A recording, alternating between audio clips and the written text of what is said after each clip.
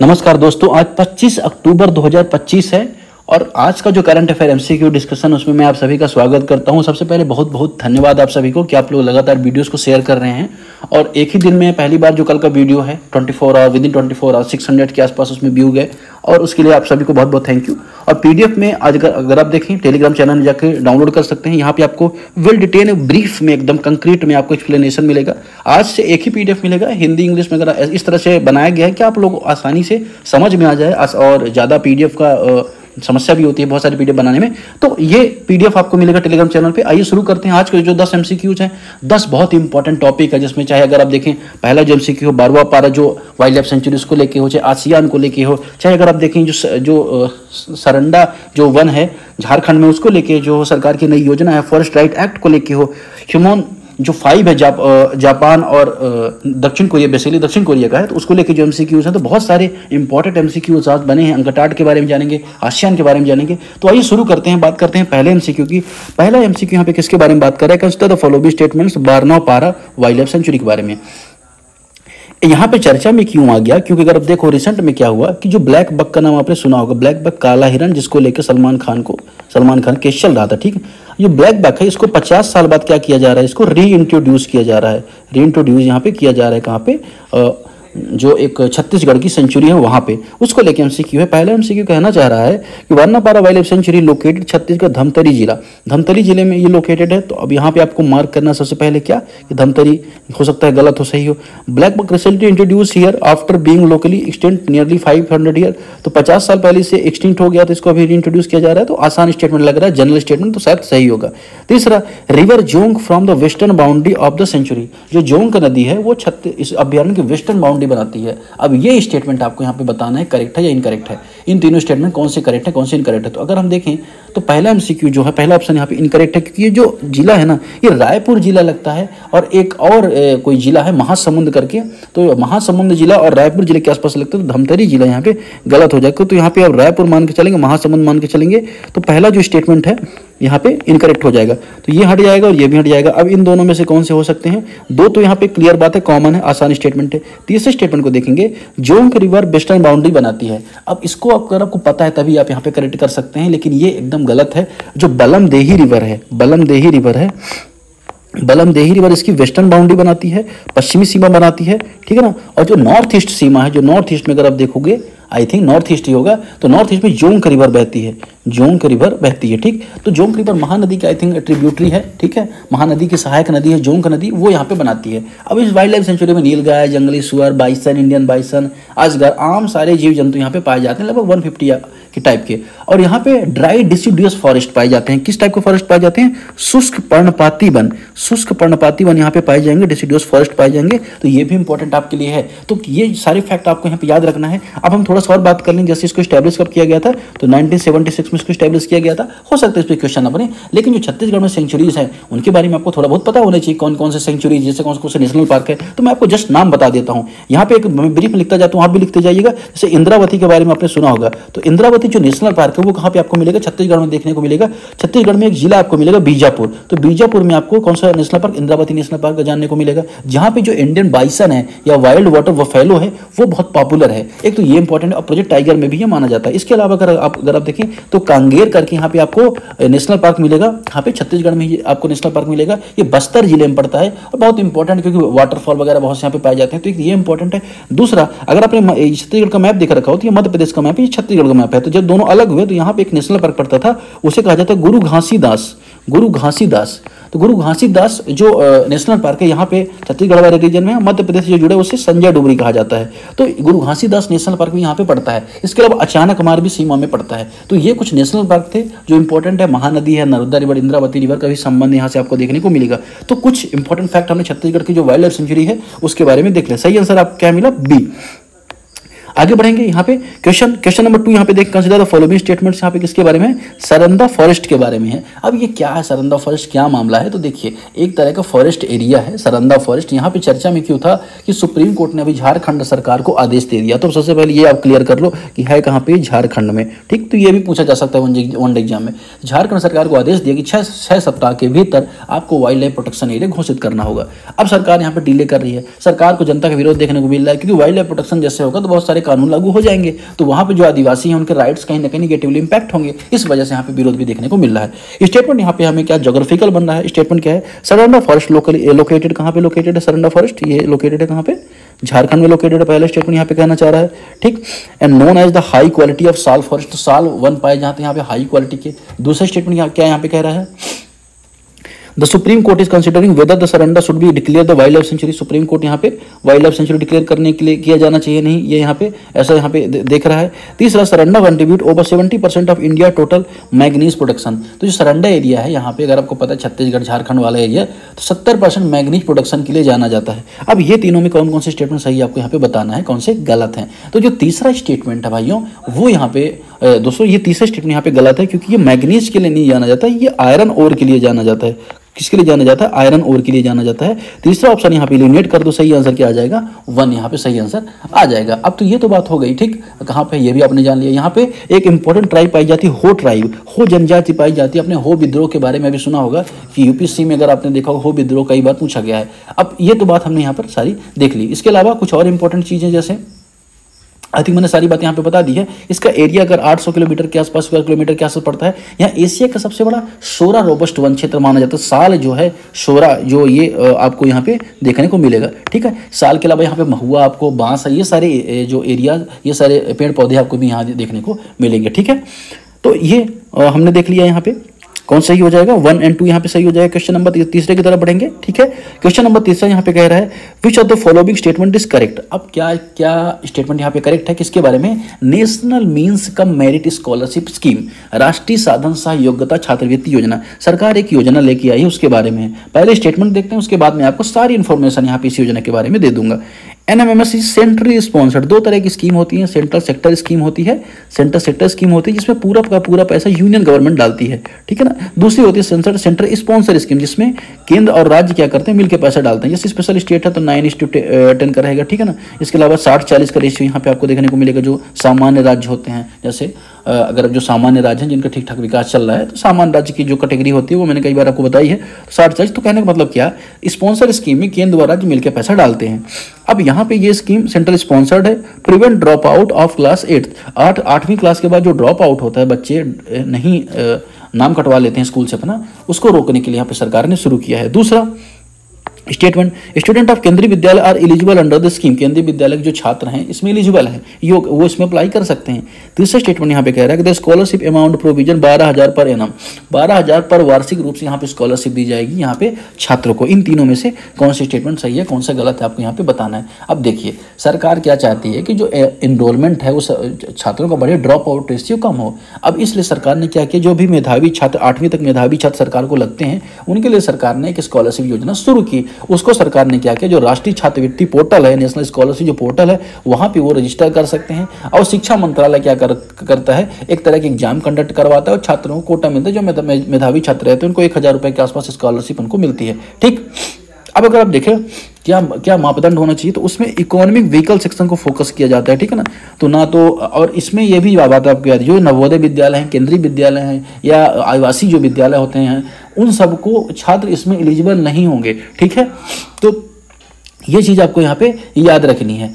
तो यहाँ पे 55% के आसपास स्कूल छात्र का रिजल्ट भी होना चाहिए, ग्रेड भी उसकी ठीक होनी चाहिए, ठीक है ना। SC/ST के छात्र में 5% की छूट भी मिल सकती है। तो इस तरह के छात्रों के लिए एलिजिबिलिटी क्राइटेरिया यहाँ पे रखा गया है कि ड्रॉप आउट रेशियो जो उनका कम हो सके, ठीक। और जो बात यहाँ पे की जा रही है स्पॉन्सर स्कीम, ये भी बात यहाँ पे करेक्ट है। तो पहले स्टेटमेंट करेक्ट हो गया, दूसरा इनकरेक्ट है क्योंकि केंद्रीय विद्यालय छात्र अनएलिजिबल है, वो एलिजिबल नहीं है, ठीक है। और ये स्टेटमेंट भी यहाँ पे तीसरा भी 1,000 रुपये मंथली उनको स्कॉलरशिप मिलेगी। ये सारी बातें हमने यहाँ पर देख ली। तो सरकार इस तरह की बहुत सारी स्कीम चलाती रहती है। कल मैंने आपको स्कीम के बहुत सारे पोर्टल, ई विद्या पोर्टल के बारे में बताया था। मतलब वेरियस मैंने जो डिजिटल इनिशिएटिव हैं जो सरकार लेती रहती है एजुकेशन को लेकर, मैंने वहाँ पे आपको बताया था। तो आज जो दूसरा ऑप्शन एलिमिनेट कर दो, ये हट जाएगा, ये हट जाएगा, 1 और 3 यहाँ पे इसका करेक्ट आंसर आ जाएगा। अब बढ़ेंगे बहुत इंपॉर्टेंट एमसीक्यू की तरफ। बहुत इंपॉर्टेंट एमसीक्यू क्यों मैं बोल रहा हूँ, ये फर्स्ट राइट बहुत ज़्यादा इस टाइम पे न्यूज में देखने को मिल रहा है। एक तो ये आपको पता होना चाहिए कितने टाइप के फर्स्ट राइट हैं, क्या क्या है, क्या प्रावधान है, नए फर्स्ट राइट क्या है, क्या अमेंडमेंट हो रहा है, ये सब बातें आपको पता होनी ही चाहिए। नहीं पता है तो फिर मैं आपको ब्रीफ में सब कुछ वहाँ पे बताऊँगा। यहाँ पे चर्चा यहाँ पे फॉरेस्ट राइट एक्ट 2006 की है। अब देखिए फॉरेस्ट राइट का एक्ट का जो इतिहास एक रहा है, इतिहास में थोड़ा सा आपको टच कर देता हूँ। अगर आपने सुना होगा इंडियन फॉरेस्ट एक्ट आया सबसे पहले 1927 में आया था। यहाँ पे पर्पज ये था कि जो वन और वन उत्पाद है, मतलब जो फॉरेस्ट हैं, जो फॉरेस्ट का जो ड्वेल्स हैं, जो फॉरेस्ट के उत्पाद हैं और जो वृक्ष हैं उनमें नियंत्रण करना, जो पेड़ कटते हैं उनके लिए नियंत्रण करना, रिजर्व फॉरेस्ट की कैटेगरी करना, प्रोटेक्टेड फॉरेस्ट का एक गाइडलाइन बनाना, एक पूरा आउटलाइन यहाँ पे बनाया गया था फॉरेस्ट एक्ट में। ठीक है, यहाँ पे बेसिकली टारगेट यह भी था कि आदिवासियों को पे कंट्रोल लगाया जाए, उनके जो रिवोल्ट्स उनको भी कंट्रोल लगाया जाए और फॉरेस्ट राइट यहाँ पे प्रमोट किया जाए। तो ये फॉरेस्ट एक्ट यहाँ पे सबसे पहले 1927 में आता है। और उसके बाद फॉरेस्ट कंजर्वेशन एक्ट आता है 1980 में। जब यहाँ पे अगर आप देखोगे तो जो वन भूमि है या फॉरेस्ट की जो लैंड है गैर वन प्रयोजन डाइवर्जन की जाती है और सरकार निजी उपयोग हेतु लाया जाए, इसलिए अगर हम देखें तो यहाँ पे सरकार की जो पूर्व अनुमति है उसको इंट्रोड्यूस किया गया। ठीक है, सरकार की पूर्व अनुमति ली जाएगी। तो इस तरह का जो फॉरेस्ट एक्ट 1980 में आया, एक इंपॉर्टेंट सबसे राइट एक्ट है 2006 का act, forest act 2006। Forest act 2006 बहुत इंपॉर्टेंट है, इसलिए इंपॉर्टेंट है कि फॉरेस्ट एक्ट 2006 जो होता है ना, तो फॉरेस्ट में रहने वाले लोगों के राइट को रिकॉग्नाइज करता है। तो इसको लागू किया गया 2007 में। इसमें 3 टाइप के राइट आपको देखने को मिलते हैं। पहला राइट यहाँ पे मिलता है इंडिविजुअल राइट। इंडिविजुअल राइट मतलब व्यक्तिगत अधिकार, हर एक व्यक्ति का कितना अधिकार होगा। जो व्यक्ति वहाँ पे रह रहे हैं, खेती कर सकते हैं, 2005 तक उनका लगभग कब्जा था, उन्हें वहाँ पे इंडिविजुअल राइट दिए गए। फिर इसके अलावा यहाँ पे कम्युनिटी राइट दिए, कम्युनिटी फॉरेस्ट राइट CFR दिए गए कि कम्युनिटी गैदरिंग कर सकते हैं। इसके अलावा जो वहाँ पे वन उत्पाद है, माइनर फूड फॉरेस्ट है, वो कर सकते हैं, ग्रेजिंग या चराई कर सकते हैं, सबके अधिकार दिए गए। इसके अलावा कम्युनिटी फॉरेस्ट रिसोर्स राइट, तीसरा राइट यहाँ पे कम्युनिटी फॉरेस्ट रिसोर्स राइट। ग्राम सभा जो होती है वहाँ पे, तो उसको यहाँ पे राइट दिया गया कि वो क्या करेगा, उसका मैनेजमेंट करेगा, प्रबंधन करेगा। इस तरह के बहुत सारे राइट इनको दिए गए। तो ये फॉरेस्ट राइट एक्ट यहाँ पे लाया गया, और क्योंकि आदिवासियों की जो जीवन शैली है वनों पर निर्भर रहती है और उनका जो अधिकार है आजीविका का अधिकार न छीना जाए, इस वजह से ये एक्ट इंट्रोड्यूस किया गया था। अब यहाँ पे हमसे क्या बनना है कि forest act 2006 recognise forest right only scheduled tribe. तो फॉरेस्ट एक्ट जो है सिर्फ जो अनुसूचित जनजाति लोग हैं उनके अधिकारों को रिकॉग्नाइज करता है। दूसरा, The Gram Sabha play a key role forest land diversion and protection under the Forest Right Act। तो फर्स्ट राइट एक्ट के अंतर्गत ग्राम सभा को यहाँ पे की बहुत ज़्यादा अधिकार मिले हुए हैं डाइवर्जन वगैरह को लेकर। तीसरा इंपॉर्टेंट है फॉरेस्ट जो minor forest produce form of major source income of forest dwelling communities. तो जो वहाँ पे लघु वन उत्पाद हैं, बेर है, आम बहुत सारी चीज़ें गिरती रहती हैं, उनको बेच सकते हैं। महुआ है, बेच सकते हैं। बांस को अभी अगर आप देखें तो जंगल से बाहर कर दिया कैटेगरी से, तो उसको उत्पादन कर सकते हैं, उसको बेच सकते हैं। तो ये सब अधिकार वहाँ पे लोगों को मिले हुए हैं। तो तीसरा स्टेटमेंट तो आपको जनरली राइट लग रहा होगा। ठीक है, ग्राम सभा के बारे में मैंने बताया कि ये भी महत्वपूर्ण भूमिका निभाती है, ये भी राइट है। दूसरा स्टेटमेंट में जो कह रहा है कि शेड्यूल ट्राइब, तो आपको कंफ्यूजन क्रिएट किया जा सकता है, लेकिन देखिए आपको यहाँ याद रखना है शेड्यूल ट्राइब कौन होता है। शेड्यूल ट्राइब वह होता है जिसे आर्टिकल 342 के अंतर्गत प्रेसिडेंट डिक्लेयर कर दे कि ये जो जाति है शेड्यूल ट्राइब है। लेकिन बहुत सारे ऐसे भी लोग हो सकते हैं जो शेड्यूल ट्राइब ना हो, तो क्या उनके अधिकार नहीं होंगे वन में कर रहे हैं? तो होंगे। तो बिल्कुल OTFD ने बोला जाता है, अन्य जो परंपरावासी वनवासी हैं उनको ये राइट दिए जाते हैं, अन्य जो लोग रहते हैं। तो ये पहला ऑप्शन यहाँ पे हट जाएगा। सही आंसर क्या आ जाएगा? 2 और 3 यहाँ पे करेक्ट आंसर हो जाएगा। एकदम आपको यहाँ पे याद रखना है, बिल्कुल भी कंफ्यूजन यहाँ पे क्रिएट नहीं करना है। ST को लेके 50 बार मैंने आपको बताया है कि शेड्यूल ट्राइब, उसको सबसे पहले लोकल कमेटी बनाई गई थी। लोकल कम्युनिटी ने कुछ क्राइटेरिया दिया था कौन शेड्यूल ट्राइब होंगे, फिर उन्होंने शेड्यूल ट्राइब डिक्लेयर किया गया। शेड्यूल ट्राइब को डिक्लेयर करने का अधिकार राष्ट्रपति के पास होता है। उसके बाद 1954 में प्रिमिटिव ट्राइबल ग्रुप की स्थापना की। प्रिमिटिव ट्राइबल ग्रुप को कैटेगराइज किया जाता है। कुछ जनजातियाँ ऐसी थी जो बहुत ज़्यादा पिछड़ी थी, उनको प्रिमिटिव ट्राइबल ग्रुप बोला जाता है। उसके लिए ढेबर कमीशन बनाया जाता है। फिर 2006 में उन्हीं ट्राइब्स को बोला जाता है क्या, PVTG कहा जाता है, पार्टिकुलर वल्नरेबल ट्राइबल ग्रुप बोला जाता है। ऐसी ट्राइब की संख्या 75 है। सबसे ज़्यादा ट्राइबल पॉपुलेशन मध्य प्रदेश में है। नंबर ऑफ पॉपुलेशन की अगर हम बात करें, नंबर ऑफ PVTG की बात करें, सबसे ज़्यादा 13 की संख्या उड़ीसा में आपको देखने को मिलेगी। लेकिन ओवरऑल जो जनसंख्या ट्राइब की आपको कहाँ पे मिलेगी? मध्य प्रदेश में ही मिलेगी। तो बहुत सारी फैक्ट्स मैंने कई बार आपको बताए हैं, तो वो मैंने यहाँ पे भी आपको रिवाइज कर दिया है। अगला क्वेश्चन नंबर 5 की तरफ पढ़ेंगे। क्वेश्चन नंबर 5 यहाँ पे बात कर रहा है हुनमून 5 मिसाइल के बारे में। अब यहाँ पे MCQ स्टेटमेंट कह रहा है कि जो हुनमून 5 है, जो nuclear capable intercontinental ballistic missile develop by Japan के द्वारा डेवलप की गई एक इंटरकॉन्टिनेंटल बैलिस्टिक मिसाइल का पाथ आप ये देख सकते हैं। क्रूज मिसाइल का पाथ ये होता है। ठीक, it is design at the destroy deep underground bunkers. ये अंदर जो बंकर बने होते हैं जमीन के अंदर, उनको भी डिस्ट्रॉय कर सकता है, ये यहाँ पे कहना चाह रहा है। तीसरा, it can reach speed Mach 4, sound से 10 गुना ज़्यादा स्पीड तक क्या कर सकता है, ये चल सकता है। इन तीनों में आपको यहाँ पे बताना स्टेटमेंट कौन से गलत है, कौन से करेक्ट इनकरेक्ट है। तो यहाँ पे जापान ने नहीं बल्कि किसने बनाया है? दक्षिण कोरिया ने बनाया, साउथ कोरिया ने यहाँ पे इसको डिजाइन, साउथ कोरिया की मिसाइल है। ये इंपॉर्टेंट आपको यहाँ पे याद रखना है। 100 मीटर तक गहराई तक जाके किसी बंकर को नष्ट कर सकती थी, घातक मिसाइल है, जिसका वजन अगर आप देखो 36 टन के आसपास है। बहुत PhD है तो हम नहीं करेंगे इस टॉपिक पे, क्योंकि बाहर की जो मिसाइल होती हैं उनको केवल नाम ही पूछा जा सकता है, इसको पेयर मैच कराने के लिए दे दिया जाएगा। तो बस आपको यहाँ पे ये याद रखना है, साउंड से बहुत ज़्यादा स्पीड है, ये भी आपको यहाँ पे याद रखना है, ठीक है। तो इसका स्टेटमेंट यहाँ पे पहला हटा दो आप, ये सारे हट जाएंगे, सही आंसर क्या आ जाएगा 8, 2 and 3 ओनली, इसका यहाँ पे करेक्ट आंसर हो जाएगा। ये भी स्टेटमेंट बहुत ज़्यादा इंपॉर्टेंट नहीं है, पर वनडे एग्जाम में कभी आ जाए। Which of the following statement is correct? Sheikh Saleh Al Fawzan has been appointed as the new grand mufti of Saudi Arabia. तो सऊदी अरेबिया क्यों न्यूज में था? क्योंकि पाकिस्तान के साथ उसने डिफेंस पैक्ट साइन कर लिया कि पाकिस्तान पर हमला मतलब सऊदी अरेबिया पर हमला है। तो इस वजह से थोड़ा सा जो डेवलप होगा ना, तो हम लोग देखते रहेंगे सऊदी अरेबिया में क्या क्या हो सकता है। कभी मेंस से इंटरव्यू, कहीं भी प्रीलिम्स में पूछा जा सकता है कुछ भी। ग्रैंड मुफ्ती देश में फतवा जारी करने वाले सर्वोच्च धार्मिक अधिकारी होते हैं। ये यहाँ पे कहना चाहिए ग्रैंड मुफ्ती the highest religious authority issuing फतवा in country. Saudi Arabia has removed religious influence entirely. 2030 में एक सऊदी अरेबिया का रिफॉर्म चल रहा है, आपको ही पता होगा। मोहम्मद बिन जो सलमान है वहाँ के हेड, वो वहाँ पे क्या रिलीजियस एक्टिविटीज़ को थोड़ा कम कर रहे हैं, लिमिट कर रहे हैं, जिससे बाहर के लोग ज़्यादा आए, उनको दिक्कत ना हो रहने में, डेवलपमेंट और प्रोग्रेस वहाँ को हो।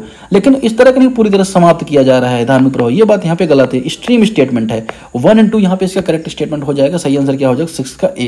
क्वेश्चन नंबर 7 की तरफ बढ़ेंगे। बहुत इंपॉर्टेंट क्वेश्चन है question number 7, Sevilla forum on Debt के बारे में है। अब पूरा मामला हम देखेंगे, सब कुछ समझ लेंगे, पहले स्टेटमेंट देख लेते हैं। स्टेटमेंट पहले इसलिए देखता हूँ कि हो सकता है किसी ने टॉपिक पढ़ा हो तो अटेम्प्ट करना चाहता हो, अटेम्प्ट कर ले। फिर जिसने अगर नहीं पढ़ा तो उसको हम स्टैटिक भी सारा बात बताएंगे यहाँ पे। The Sevilla forum on debt is led by the Spain. Sevilla forum on debt Spain द्वारा नेतृत्व किया जाता है। It was launch at the 16 UNCTAD conference in Geneva. 16 UNCTAD conference Geneva में इसको लॉन्च किया गया था। तीसरा, it primary focus to facilitate dialogue global sovereign debt reform. इसका मुख्य उद्देश्य है ग्लोबल सोवरेन डेट रिफॉर्म, मतलब कि जो सोवरेन डेट क्या होता है, जब बड़ी अथॉरिटी से लोन लेती है, सरकारी अथॉरिटी से लोन लिया जाता है, वो सोवरेन एक तरह का लोन डेट कहा जाता है जनरल भाषा में। लेकिन मैं सब कुछ आपको यहाँ पे बताऊंगा इन तीनों में कौन सी स्टेटमेंट करेक्ट है इनकरेक्ट है। सबसे पहले आपको यहाँ पे जानना है कि आखिर ये है क्या। अब अगर आप देखें, अभी अगर आप देखें तो 22 अक्टूबर की बात है। 22 अक्टूबर 2025 को क्या हुआ, पेन बदल लेता हूँ। 22 अक्टूबर 2025 को एक कॉन्फ्रेंस होती है, कहाँ पे, स्पेन में एक कॉन्फ्रेंस होती है, सॉरी जेनेवा में एक चीज लॉन्च की जाती है। हाँ ठीक, जेनेवा में एक कॉन्फ्रेंस होती है। जेनेवा में क्या, कॉन्फ्रेंस में क्या किया जाता है, लॉन्च किया जाता है सेविला फोरम ऑन डेट। अब जो सेविला फोरम ऑन डेट किसके अंतर्गत लॉन्च किया, अंकटाड के अंतर्गत लॉन्च किया जाता है। इसका पर्पज क्या था, यहाँ पे यह देखा गया कि विकासशील और विकसित देश हैं, इनमें जो सॉवरेन कर्ज की समस्या बहुत ज़्यादा हो रही है, लोन की समस्या बहुत ज़्यादा हो रही है, डेट को रिस्ट्रक्चर करने की समस्या ज़्यादा हो रही है। इसलिए यहाँ पे ऐसा देखा गया कि लगभग 102 US ट्रिलियन डॉलर के आसपास लोन सभी देशों का पहुँच चुका है। तो इनको क्या किया जाए, थोड़ा सा मैनेज किया जा सके, इनमें थोड़ा सा रिस्ट्रक्चर किया जा सके, आसान किया जा सके, सुविधा दी जा सके, है ना, सभी देशों को। इस वजह से अंकटाड ने एक तरह का, अगर देखें, कर्जदाताओं की सुविधा के लिए ये चीज़ यहाँ पे शुरुआत की गई है, ठीक है। अब अगर हम बात करें थोड़ा सा और अंकटाड के बारे में, तो अंकटाड के बारे में आपको थोड़ा ये बता देता हूँ। अंकटाड को स्टैब्लिश किया गया था 30 दिसंबर 1964 को। 30 दिसंबर 1964 को इसको स्टैब्लिश किया गया था। यूएन की जो जनरल असेंबली, उसको स्टैब्लिश किया गया था। इसका हेडक्वार्टर कहाँ पे है, आपका हेडक्वार्टर आपको देखने को मिलेगा जेनेवा में। इसका हेडक्वार्टर है कहाँ पे, जेनेवा में। अब इसका पर्पज क्या है, परमानेंट तक इंटर गवर्नमेंटल बॉडी है। डेवलपिंग जो कंट्रीज है, डेवलप कंट्रीज हैं, उसमें बेहतरीन व्यापार होता रहे, निवेश होता रहे, इन्वेस्टमेंट होता रहे, टेक्नोलॉजी को सपोर्ट मिलता रहे, ये सारा काम यहाँ पे ये करता है। इसके अलावा 2 इंपॉर्टेंट रिपोर्ट जारी करता है, कौन सी, वर्ल्ड इन्वेस्टमेंट रिपोर्ट। एकदम यहाँ पे याद रखिए, कई बार पूछे, वर्ल्ड इन्वेस्टमेंट जो रिपोर्ट होता है वर्ल्ड बैंक नहीं जारी करता बल्कि अंकटाड जारी करता है। इसके अलावा true trade and development report, यह भी ट्रेड एंड डेवलपमेंट रिपोर्ट, यह भी आपको अंकटाड जारी करता है। इसके अलावा डिजिटल इकोनॉमिक रिपोर्ट, यह भी, और लीस्ट डेवलपिंग कंट्री रिपोर्ट, यह भी LDCR list developing country report, digital economic report, trade and development report, world investment report, 4 तरह की रिपोर्ट ये जारी करते हैं। एकदम आपको यहाँ पे याद रखना है। और लगभग 195 आपको मेंबर यहाँ पे देखने को मिलेंगे। हर 4 साल में एक कॉन्फ्रेंस होती है, जहाँ पे रिसेंट में जो कॉन्फ्रेंस हुई है वहाँ पे भारत ग्लोबल साउथ का रिप्रेजेंटेटिव होने के नाते इसमें यहाँ पे पार्टिसिपेट भी किया। तो ये चीज़ आपको यहाँ पे याद रखनी है। अब यहाँ पे अगर आप देखो स्टेटमेंट कौन सा सही है कौन सा इनकरेक्ट है, ये आपको यहाँ पे बताना है। तो इसका सही आंसर क्या हो जाएगा, सही आंसर यहाँ पे हो जाएगा क्या 1 and 3, ठीक है ना। यहाँ पे launch at the 16 UNCTAD conference in Geneva, ये जो यहाँ पे कहा जा रहा है कि 16 जो कॉन्फ्रेंस हुई है उसमें यहाँ पे लॉन्च किया गया था, ठीक है। लेकिन जो लॉन्च का स्थल थोड़ा सा यहाँ पे डिफरेंस है, मतलब वहाँ पे समिट हुई है लेकिन जेनेवा शहर वहाँ पे नहीं था। तो यहाँ पे थोड़ा सा मैं देख लेता हूँ 7 जो क्वेश्चन है उसको explanation, give me a second. हाँ, तो ये जो शहर है ना, ये शहर यहाँ पे लॉन्च नहीं किया गया था, कहीं और लॉन्च से किया गया था। वो मुझे शहर एग्जैक्टली मुझे अभी नहीं याद आ रहा है। तो ये सही आंसर क्या हो जाएगा इसका 1, 3 इसका यहाँ पे सही आंसर हो जाएगा। ठीक, आगे बढ़ें, अगला MCQ की तरफ देखते हैं। अगला MCQ किसके बारे में यहाँ पे बात कर रहा है। क्वेश्चन नंबर 8 यहाँ पे बात करें जेमेक्स के बारे में। यहाँ पे जेमेक्स के बारे में यहाँ पे स्टेटमेंट है, consider the following statements regarding JIMEX. It is a trilateral naval exercise involving India, Japan and USA. India, Japan, USA को लेकर इन्वॉल्व कर रही है, ये ट्राइलेटरल एक्सरसाइज है, ठीक है। इसके बारे में यहाँ पे आपको बताना है। दूसरा, the exercise include both harbour and sea. अब देखिए, आज मैं डेली डिस्कशन करता हूं तो मैं आपको बताता हूं कि 2 फेज में एक्सरसाइज हो रही है आजकल नेवल है, हार्बर फेज में होती है, सी फेज में होती है। आसान स्टेटमेंट है, हर जगह हो रही है, तो ये मान के चलो आपका सही है। तीसरा, INS Sahyadri participated in this edition. INS Sahyadri participate किया, यह भी स्टेटमेंट सही है। पहला स्टेटमेंट इनकरेक्ट है, क्यों? क्योंकि यूएस इन्वॉल्व नहीं है यहाँ पे, आप याद रखिएगा। बायलैटरल एक्सरसाइज है किसके बीच में? जापान के बीच में। तो जापान इंडिया के बीच में बायलैटरल एक्सरसाइज है, तो यूएस इन्वॉल्व नहीं है। यूएस को हटा दो आप, सही आंसर क्या आ जाएगा? 2, 3 यहाँ पे सही आंसर आ जाएगा। इसके अलावा अगर आप देखें तो कुछ और एक्सरसाइज जैसे धर्मा गार्जियन, इंपॉर्टेंट है। धर्म गार्जियन जो एक्सरसाइज किसके साथ होती है? जापान के साथ हमारी होती है। इसके अलावा वीर गार्जियन भी होती है, वीर गार्जियन भी और धर्म गार्जियन दोनों एक्सरसाइज हमारी जापान के साथ होती है। वीर गार्जियन हमारी एयरफोर्स की है, किसकी है? एयरफोर्स की है, ठीक है ना। धर्म गार्जियन किसकी है? हमारी आर्मी की है, थल सेना की है, थल सेना की है, ठीक है। और जो जेमेक्स है हमारी नेवल है। तो ये सारी चीज आप यहाँ पे याद रखिए। क्वेश्चन नंबर 9 की तरफ बढ़ेंगे। तनवीर शर्मा को लेकर चर्चा में थी, तो यहाँ पे देख लेते हैं थोड़ा सा इनके बारे में, क्योंकि स्पोर्ट्स में भी यूपीएससी ने पूछा है, 2 साल पहले की बात है। स्पोर्ट्स में 5 क्वेश्चन आ गए थे, बच्चे कंफ्यूज हो गए थे। Consider the following statements related Tanvir Sharma. She won the silver medal at the world junior badminton championship Guwahati. तो बैडमिंटन चैंपियनशिप गुवाहाटी में उन्होंने क्या जीता है? सिल्वर मेडल जीता है। Her mother is national level badminton coach working under SAI। तो जो SAI है बैडमिंटन को लेकर अथॉरिटी, उसमें उनकी माँ प्रशिक्षण देती है, ठीक है। ये बात यहाँ पे इनकरेक्ट है, ठीक है ना। दूसरा ऑप्शन इनकरेक्ट है। India medal performance BWF junior world has been improve recent year. तो इंडिया की जो परफॉर्मेंस है इंप्रूव हुई है पिछले 7 वर्षों में। अगर देखो तो 1 गोल्ड, 3 जो सिल्वर हैं और 5 ब्रॉन्ज हैं, इतने मेडल भारत ने जीते हैं, ठीक। ये चीज़ आपको यहाँ पे थोड़ा सा याद रखिएगा, और कुछ बहुत ज़्यादा इसमें मैं नहीं जाऊँगा, ठीक है। तो इसमें सही आंसर क्या आ जाएगा? 1, 3 यहाँ पे सही आंसर हो जाएगा। जो दूसरा ऑप्शन है आपके एलिमिनेट हो जाएगा। आगे कभी जो खेलो इंडिया गेम वगैरह होगा जो, तो उसमें मैं बहुत डिटेल से आपको सारा बताऊंगा। इसमें बस इतनी चीज़ जानने के लिए थी, हमने यहाँ पे देख लिया। आसियान के बारे में देखेंगे। Which are the following statement is correct? Malaysia is the ASEAN chair 2025-26। Malaysia 2025-26 में आसियान का चेयर कर रहा है, ये बात एकदम यहाँ पे करेक्ट है, देखिए, ठीक है ना। आसियान के बारे में सब कुछ जानेंगे यहाँ, बस अभी थोड़ा सा वेट करिए। आसियान है 12th मेंबर, 12 मेंबर है आसियान में। ASEAN India 4th largest trading partner. अब इसमें भारत आसियान का 13वां ट्रेडिंग पार्टनर सबसे बड़ा। अब बताइए क्या करेक्ट है, क्या इनकरेक्ट है। अब मैं आपको सबसे कहानी बता देता हूँ पूरी ब्रीफ में आसियान की। देखिए, आसियान 8 अगस्त 1967 की बात है, 8 अगस्त की 1967 की बात है, जहाँ पे आसियान को स्टैब्लिश किया जाता है। आसियान में फाउंडिंग मेंबर इंडोनेशिया थे, Malaysia, Philippines, Singapore, Thailand, 5 countries थे।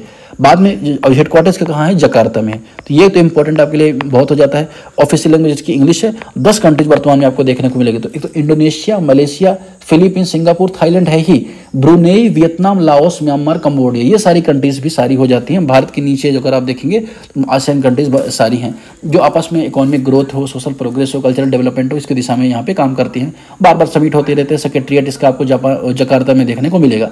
अब अगर आप देखो तो आसियान इंडिया का जो डायलॉग है 1992 से शुरू हुआ। भारत इंडिया के बीच, भारत और आसियान के बीच में फ्री ट्रेड एग्रीमेंट भी है गुड्स एंड सर्विसेज को लेके, क्योंकि 2010 की बात है। 2010 में भारत ने आसियान से गुड्स को लेकर फ्री ट्रेड एग्रीमेंट किया, और 2011 में हमने सर्विसेज को लेके और इन्वेस्टमेंट को लेकर फ्री ट्रेड एग्रीमेंट किया। हम अलग अलग जगह पार्टनर भी हैं, जैसे ईस्ट एशिया समिट्स होते हैं, वहाँ पे पार्टिसिपेट करते हैं। तो इस तरह से भारत, अगर आप देखो 4th लार्जेस्ट हमारा ट्रेडिंग पार्टनर भी है आसियान, यह भी इंपॉर्टेंट है। अगर देखो लगभग 4 ट्रिलियन जो लगभग अगर देखें तो रुपीज़, आई थिंक रुपीज़ में है, इनके बीच भी व्यापार होता है। ये चीज़ आपको यहाँ पे देखनी है। और रिसेंट में भी मलेशिया इसको चेयर कर रहा है, ये भी आपको यहाँ पे देखना है। और जो चेयरमैनशिप होती है वो एनुअली क्या करती है? रोटेट करती है, जहाँ पे होती है वहीं वो उसका चेयर होता है। तो दूसरा ऑप्शन यहाँ पे एलिमिनेट हो जाएगा। 10 ही सदस्य हैं, तो पहला तीसरा यहाँ पे करेक्ट है। तो आज की डिस्कशन फिलहाल इतना ही। ज़्यादा से ज़्यादा लोगों तक शेयर करिए, कमेंट भी करिए, कोई डाउट हो तो पूछिए भी, है ना। Thank you very much.